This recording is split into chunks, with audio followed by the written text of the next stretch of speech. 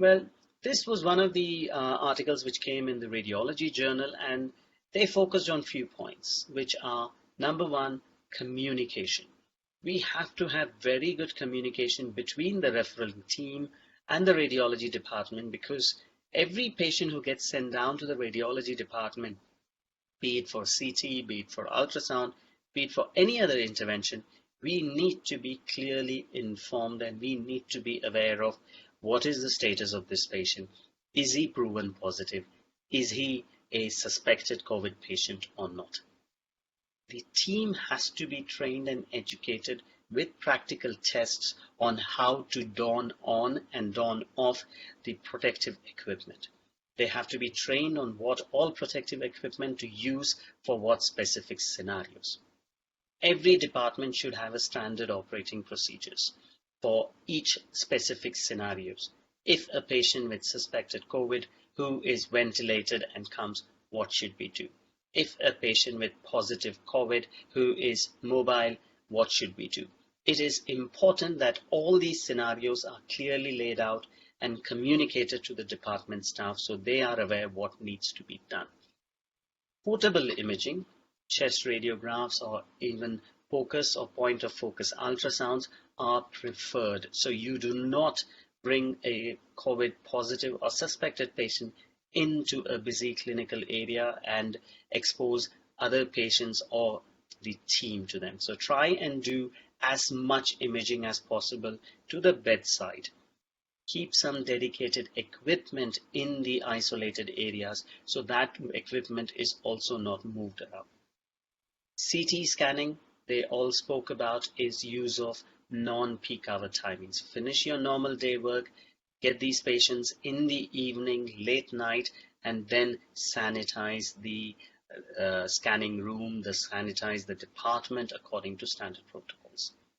What are we doing? Okay, if you ask us what are we doing, well, we have decided to treat every patient who comes into our door as a possible COVID or a suspected COVID patient. This manner, we ensure that we have utmost preparedness and we take utmost protection of all our staff members. Every patient who walks in has to come in with his face covered with a mask. Preferably, if these are positive patients, even their hands get washed as they enter the department with sterilium. If they are intubated, it's a closed circuit, then it's reasonably safe. We reduce the movement of people in our department. We have stopped getting attenders with the patients into our department. We are very, very clear about what PPE to wear. Our reception staff have a different standard of PPE, which involves a face shield, which involves a mask, which involves a cap, which involves gloves, which involves surgical gowns.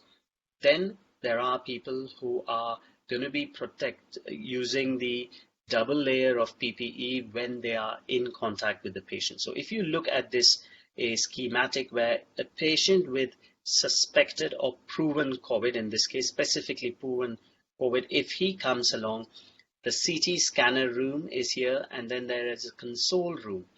The radiographer and the doctor or the nursing team who accompanies the patient, they will be inside the scanner, put the patient in, and then they go into an enclosed space within the scanner, if you have, where you can protect with lead, or they come out and go into a protected area, but not into the console room.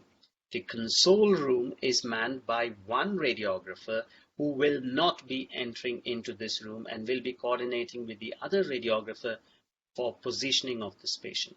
So in this manner, our console room remains clean.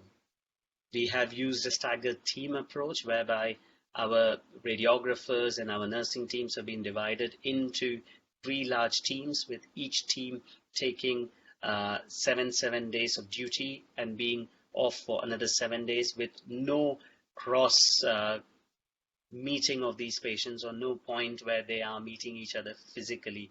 So even if one team gets exposed to COVID patient, then the other team can walk in and take over work.